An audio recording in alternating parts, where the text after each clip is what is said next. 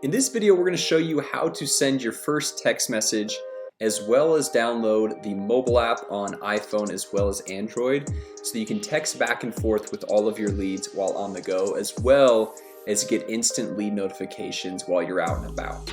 Now, to send your first text message, what we're going to do is come over here to the Conversations tab and click on Conversations.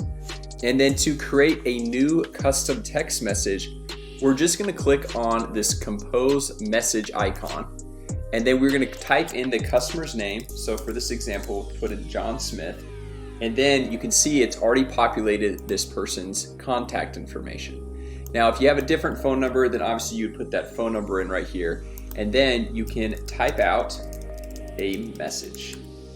Then once you're ready, you'll just click on send, and this will send the message to the recipient. And just like in the video before, when the recipient gets this message and they text back, you will be able to see it pop up right here on your screen in the conversation. All of your text conversations will show up in this left-hand column.